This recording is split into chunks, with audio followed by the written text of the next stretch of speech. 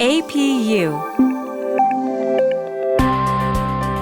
American Public University, is proud to present the following podcast.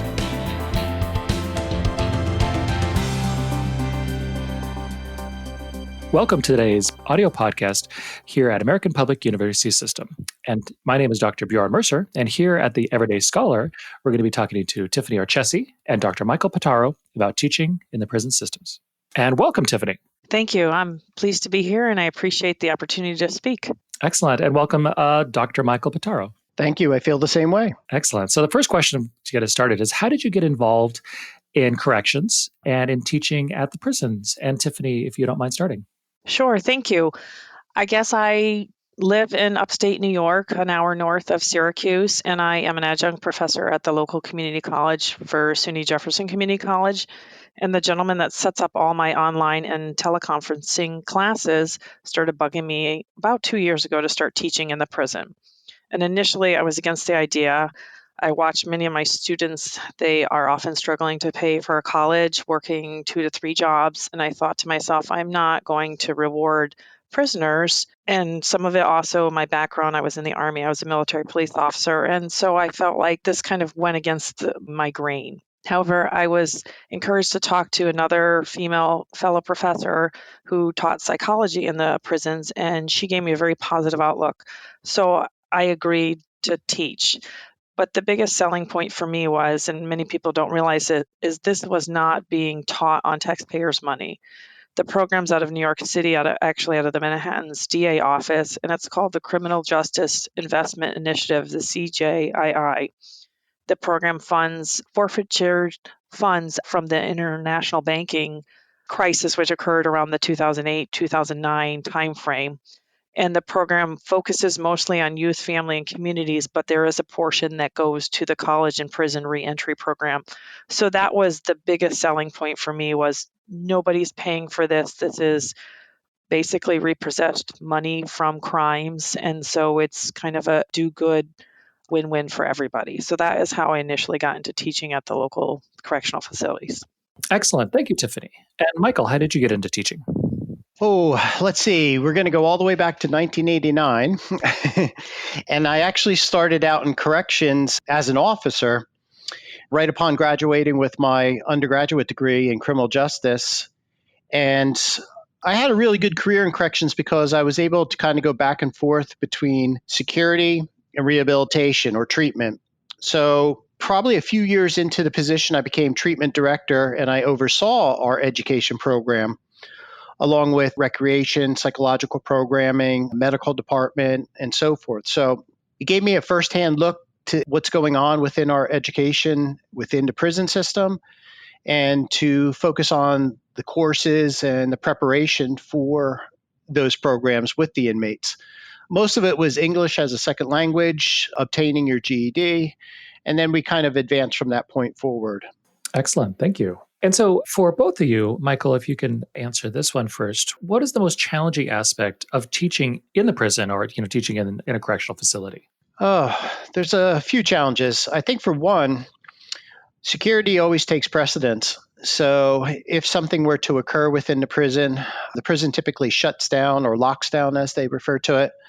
So education, and all other programs are kind of halted at that particular moment. I think the other part of it is the challenge is making sure that the prisoners who are involved in the programs actually want to be there. There's a difference between wanting to better yourself and those that are kind of forced into it as part of their sentence from the judge. And you're dealing with grown individuals, adults, men and women. And I think a lot of them still have little maturity issues, self-control issues. So once you kind of get past that and the teacher can kind of regain some control over the classroom, I think things flow smoothly from that point forward.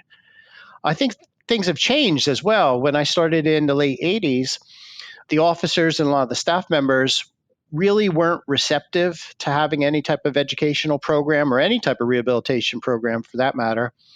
So, but now you look at it, it's different. Now you see officers and staff and administrators that are definitely in favor of education because education is a protective factor.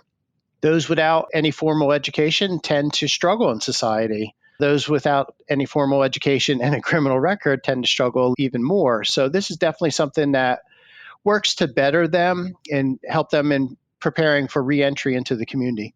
Excellent. And I'm glad you brought up so many excellent points. One of them is it's hard to imagine in the 80s, and I remember the 80s, that education would not be a forefront of prisoner life because you want these people to serve their time, get out, and be productive citizens then.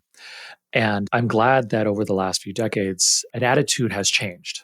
Absolutely. There's a huge attitude adjustment. I think, it's apples and oranges. In the 80s and 90s, we were get tough on crime, lock them up, throw away the key type of mentality. So it was all about locking them up and security, and even convincing taxpayers that we're going to implement some type of rehabilitative programs. That didn't go over well. Everyone just wanted individuals who committed crimes to be removed from society, locked up, and then basically forgotten from that point forward.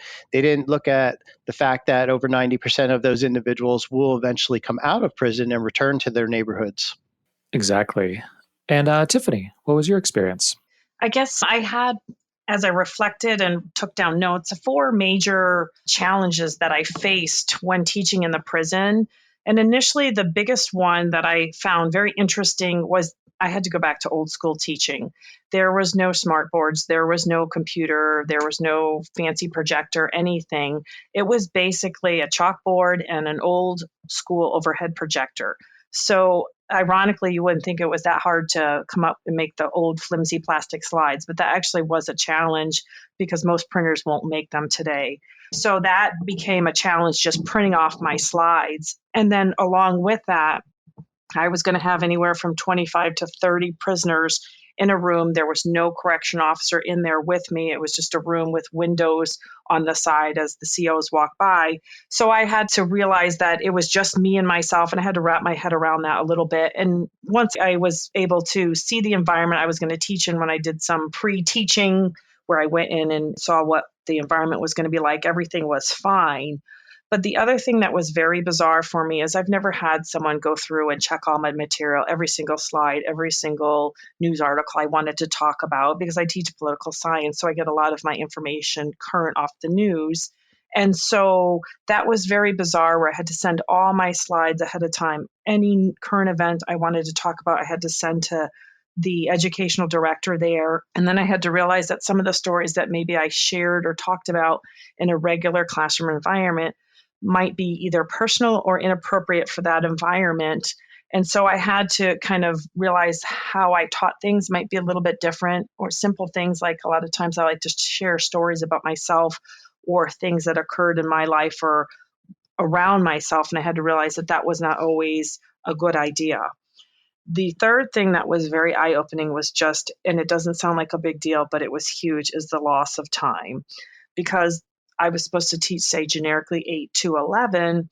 Well, the prisoners didn't walk in until 8:15 or 8:30, the way they came from their different block cells. So I lost time with movement. That might be 15, 20 minutes. If a CO came and got the prisoners early to take them to lunch, sometimes I lost anywhere from 10 to 30 minutes. I had times where I showed up to teach. Oops, sorry, no teaching today. Lost a whole 3 hours of teaching.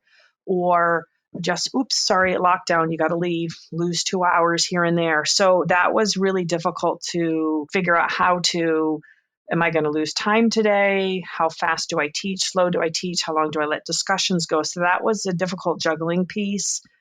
But the fourth, which I found the most challenging, was many of these, surprisingly, prisoners had well over 30 credits, and they really were interested in the path to getting their degree, which I thought, after I taught there, realized how fantastic this was. It's hard enough, like Dr. Pittaro said, if you don't have a degree and then you don't have a degree on top of that, you're a felon. Nobody wants to give you a chance. But this is a way to give prisoners a chance, and also for them to think outside the box and realize there's a different way to live. But I wasn't allowed to give them any information from the community college I taught at, or any information from other colleges. So that was really eye-opening, because many of them were very interested in, how do I get my associates? And I want to turn that into a bachelor's. Many of them wanted to go into counseling. And so that I felt was kind of a little bit disheartening, even though I understood why the correctional facility did not want me to bring in information. So those were probably the 4 key challenging aspects when I taught in prison. Those are interesting, especially the loss of time is interesting because for those who have taught, even say high school, college, community college, and online as a faculty, you don't ever lose time. You walk into a class, you teach, you leave. Online, you never lose time.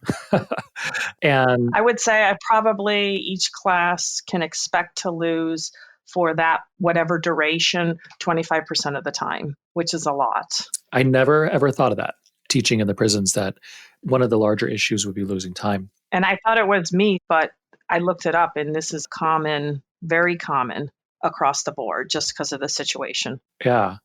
Did you find that since you teach political science, was civility ever an issue? So civility is extraordinarily important to have in general and to learn in college and especially in political science. I found, surprisingly enough, the prisoners kind of policed each other up. I've had a couple incidences, but I just said, you know what, I'm not going to tolerate it because they were very much wanted to stay in the program. So it's almost like they knew the line and they just didn't cross it.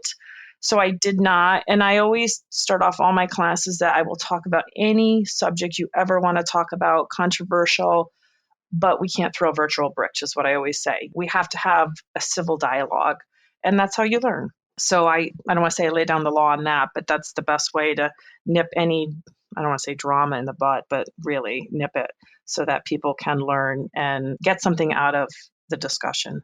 Excellent. And that's good to hear. One of the things we're constantly teaching everyone, and which in general, every country needs is a good, healthy dose of civility. So the next question is for Michael. What role, if any, does education serve in overcoming some of the challenges associated with prisoner reintegration? Oh, many issues. Before I answer that one, I just wanted to expand a little bit on what Tiffany had mentioned that, working in a prison is a different environment in the sense that, it's all the challenges I mentioned earlier, but then there's also the security challenges of what you could bring in a classroom, certain items like a letter opener or something of that nature, that's all prohibited. And another thing that I think really compounds the issue is, and this kind of leads into my response, is that corrections has done a great job. They've really done a 360 in their philosophy, the implementation of new programs, and really getting prisoners prepared to reenter society. But what hasn't caught up is society itself. So when you enter back into your communities, there's still the stigma that you've been incarcerated. So even though you have the education, there's still that stigma of whether or not they should hire you or not. So education is like one component to a larger type of system. So it definitely helps. There's no doubt about it. But we have to get employers on board with giving these individuals a second chance or a second opportunity to succeed back in the community.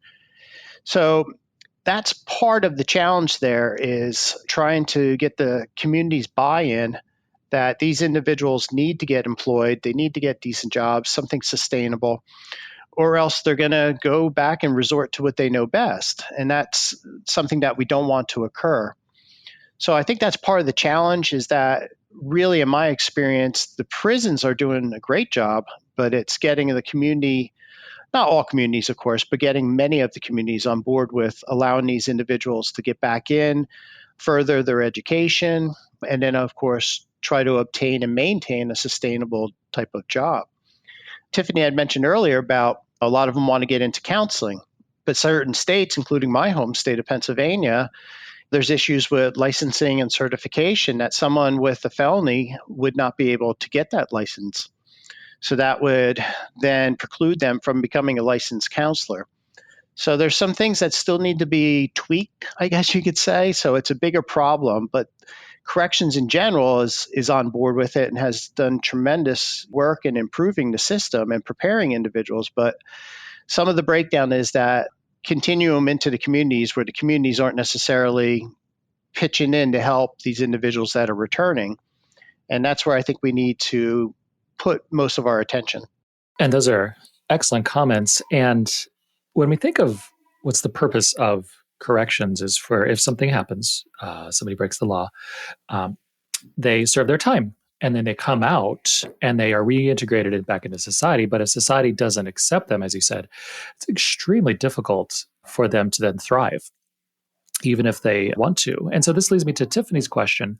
What was eye-opening about teaching in the prisons along with traditional programs, transitional programs back into society for prisoners? Thank you. I guess I would say that the biggest thing, and I'll get to it in a moment, is the transition. But initially, just like Dr. Pittaro is talking about, we have to get past these horrible crimes some of these people have done. And unfortunately, many of them revolve around drugs and alcohol.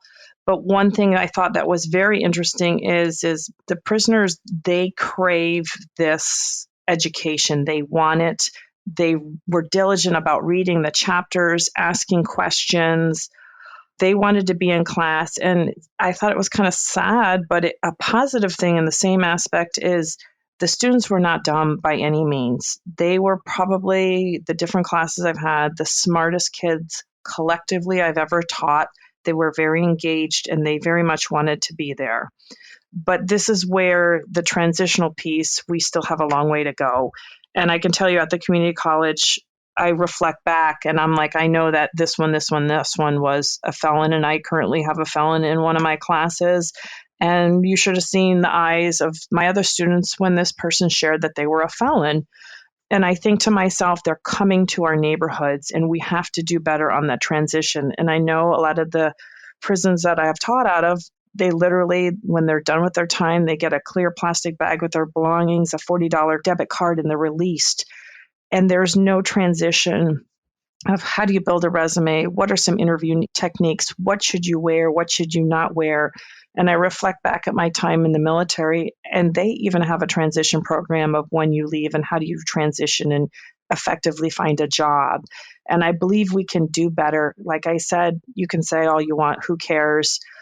It doesn't affect me. But the irony is these people are coming to our neighborhood. They could be your neighbor. They could be the person stocking the shelf at your local grocery store. And our ultimate goal is we want them to be good citizens. We don't want them to revert back to a life of crime. And while a college degree might not be the saving answer, I'm a big proponent of knowledge is power. And if we can engage the brain and rehabilitate these prisoners, even if we only save a few, that makes our society that much better. And the irony is we're not even taking away from taxpayers' dollars. We're basically using money that's just sitting in a bank. So why not try and change people, try and help them? Because prison's about surviving. But if we can change their mindset, then we did our job. And like I said, they're coming back. So how do we make these transitional programs better so that they continue to be good citizens and not revert back? No, I completely agree. You say, how as a society we can help protect the most vulnerable? To me, the most vulnerable are oftentimes children. So we have to protect children in various ways. But also the most vulnerable, we could also include the prisoner population, because we have to help those who are in need. And although the prisoner population, they are serving time because of something they did, very true. They have to serve the time. But if we don't help them, and just like you said, those people in our community might just go back to prison because they're going to do something else again. And that doesn't help with budgets. That doesn't help with anything. If they go to prison, they get out, they recommit a crime, and they just go back into prison. So transitional programs are extremely important. So today we're talking to Tiffany Orcesi and Dr. Michael Pittaro about teaching in the prisons, and we're going to take just a short break. The public service field offers satisfying ways to make a difference to people and their communities. At American Public University, you'll have the chance to learn great tools and strategies from highly experienced leaders, as well as develop the knowledge to create effective policies. Get the expertise you need to make changes to your community or even the world. Apply now at study@apu.com. And welcome back to today's podcast about teaching in the prison. So back with Dr. Michael Pittaro, of all the educational programs which you feel has had the most positive impact on preparing prisoners for community reentry, which program? I think education in general is just like a giant umbrella. We focus a lot on programs that obviously focus on their GED or advancing to an associate degree. But I think on top of that, it's your basic social skills programs, how to, like Tiffany had mentioned earlier, how to transition back into the community, how to interview for a job, what to wear to a job, how to explain that gap in your employment history due to incarceration. In my opinion, the thing that we're starting to work on now, but it's recent, is the coping and resiliency skill building, dealing with frustration, dealing with rejection, disappointment, and how to overcome those challenges. I think that's important because that's a learned behavior. So they have to essentially learn self-control, learn how to deal with stress, socially appropriate ways of dealing with stress. And that, I think, is probably the most important, because most individuals, when they feel overwhelmed, they give up. And that's what we don't want, is them giving up, and to educate them as far as realizing that you're going to go back into a society that isn't too forgiving, and there's going to be a lot of resentment. There is the stigma of being incarcerated, and you just have to be ready for that. And you got to basically prove them wrong by excelling once you get back into the community. I think that's important to constantly remind them of that the reality of the situation is you're going back into a society that really isn't too sympathetic to the plight of your experience ending up incarcerated. And one thing we haven't really talked about yet is with female prisoners, everything is compounded further, because you have a lot of them that have past sexual abuse, physical abuse, mental health, addiction. It makes for a very complex type of individual that when they enter back into society, they're dealing with multiple things that they have to work on for themselves. So it's just not education and skill building, but working on the addiction, trying to get some closure to some past trauma. So I think that we have to have it from multiple angles. I don't think there's a singular answer to that question. I think that it really requires that education encompasses anything that you can participate in that is intended to better you for when you re-enter into society. No, and great comments. And so I'm going to bring up my pop culture reference here, which is Orange is the New Black. So first of all, how accurate do you think that is? And then when Piper, one of the main characters, goes back into society, she's very lucky that her family is rich. She's able to stay with her, I believe, her brother, versus, say, other characters don't have that ability to have such a safety net instantly. So for either of you, accurate, not accurate, too much Hollywood? I would say it's very inaccurate. I think they glamorize prison and make it out to seem like it's something fun when there's nothing glamorous about the whole prison setting. The other piece of it is, I will say, if you do, and many of the prisoners would say, yes, you're lucky if you have family support when you're there, because I believe New York State, you make about 30 cents a day working in the prison. So most of them say, I don't have any money to even just buy a hat or gloves, something extra for the winter time. And then when I leave, I have absolutely no money saved up. So all I am given is a $40 debit card, which barely covers the taxi.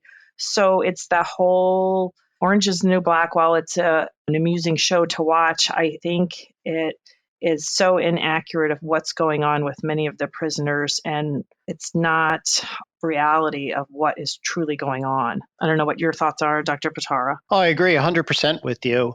The show is intended to keep appealing to its audience, so, it makes it a little bit more entertaining than the reality of what prison is like. And as far as having any type of wealthy contacts, that's another kind of anomaly. The large majority of your nation's prisoners are poor or come from a very low income type of family.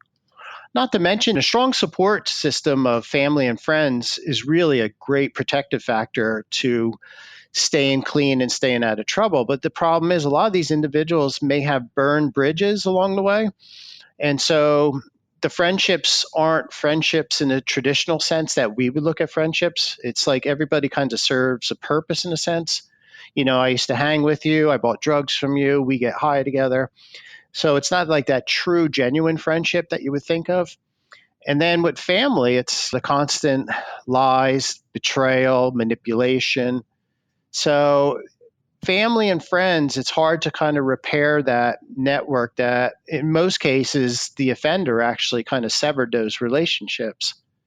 So I think that's a hard issue to consider, that as well, is that when you re-enter society, you're kind of on your own until you can prove yourself to everyone that once loved and trusted you. They may still love and trust you, obviously, but you got to prove yourself as far as regaining that trust back. And that's more difficult than most would imagine. No, that would be very difficult. Getting the trust, especially after whatever could have occurred, serving your time and coming out, would take time, years, slowly regain that trust. And that would be such a challenge. And so for the last question, can you tell me how teaching in the prisons has helped guide you with your teaching here at an American Public University system? And Tiffany, you can go first. I would say the biggest takeaway I took from teaching in prison is just, I guess, a dose of compassion and trying to give people the benefit of the doubt at times. And so I would say at APU and AMU, many of the students are first responders. Many of them are military. Many of them are working parents. They have a job, they have a family, and now they're trying to juggle school. And I really commend a lot of them. But sometimes they need graces with kids getting sick, or I just had a student had his tonsils removed as an adult and ended up in the hospital with some complications. And so sometimes people need graces. And I think that's the biggest lesson takeaway I took from prison, and I apply it to APU of, sometimes we all need a break and need help, and can I turn something in a day late? And yes, I will work with you, and we will make sure that you can accomplish your tasks and make sure you have a successful experience at APU. Yeah, definitely. I agree 100% with Tiffany on that. I'm going to kind of take a different twist on it, and that compassion is also relaying that passion or compassion to my students. Sometimes with criminal justice students, they kind of look at things a little bit more black and white, a little bit more hardcore, a little bit more punitive. So to get in there and kind of explain how crime kind of evolves and how a person ends up in the system, that to me is an important part of it, so that they can understand that sometimes they're pushed into this lifestyle from their upbringing. And so trying to understand where people are coming from and realize they made mistakes, but no one necessarily at age 5 says that they want to become a criminal when they grow up. So it's true, and I think getting them out of that headset that, everybody wants to do this because of what they see on TV and what's glamorized as the crime life. And that's not true. So that's part of the compassion. I think the other thing is, for me, with criminal justice students, is I could tell stories, and I've been there, done that. And I really think that adds to the classroom, because if you have someone who hasn't necessarily worked in that profession, it could be a little bit more difficult. So I was able to say, yeah, I worked in corrections. That's why I'm the one that teaches corrections. And this is what really happens. This is what the author of the book has said, but this is the reality of the situation. So I think that lends itself to a better learning environment, because I can step outside of the book and I can delve into some of these topics a little bit deeper than your traditional authors would go into. Excellent. And what you said, I think, is a good summation of everything. No 5-year-old intends to become a criminal. It's true, though. I think it's naive thinking that, a lot of people want to do this. But when you look at some of their horrific upbringing, or just their parents and their learned behaviors, you can kind of see why they ended up where they did. But nobody wants to stay that way. Everybody wants to change, but they just don't know how to. And I would agree with that. I think, especially if you come from middle-class America, some of the conditions some of my students in prison that talk about growing up in, they're not even fathomable. Like, you think, I thought that was just on TV. Like, nobody grows up like that with those type of conditions. And unfortunately, for so many of the prisoners, that is everyday life of what they're used to. And it's hard to wrap your head around. No, it's true. I would also throw in the need for compassion, empathy, and solid ethics from every aspect of prisoners and how to approach prisoners. Because as a society, if we don't treat this as an important issue to fix, there will always be a certain population that is repeat offenders forever. But the vast majority of people do not have to do that. And so it's extraordinarily important for Tiffany to jump on political science, to go from just sound bites about being tough on crime to really helping people get away from that crime lifestyle. So Tiffany and Michael, do you have any final thoughts? No, sir. No, I think I'm good. I think we covered everything. I think the final thought, if anything, is just continue on these transition programs to help people become good citizens and not revert back is really my takeaway.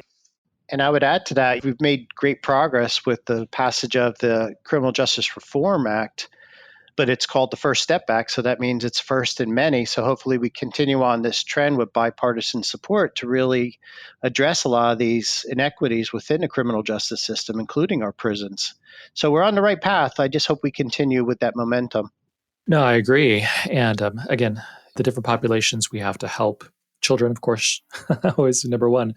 But number two, to have a society that functions and grows, we have to help prisoners. And it's not to say that they shouldn't serve their time. They need to. But if we don't help them, it will not solve any of the problems that exist. And so I'd like to thank Tiffany Orcesi and Dr. Michael Pittaro today for having a great conversation about teaching in the prisons. My name is Dr. Bjorn Mercer, and you are listening to The Everyday Scholar here at American Public University System. For more information about our university, visit us at study@apu.com. APU, American Public University.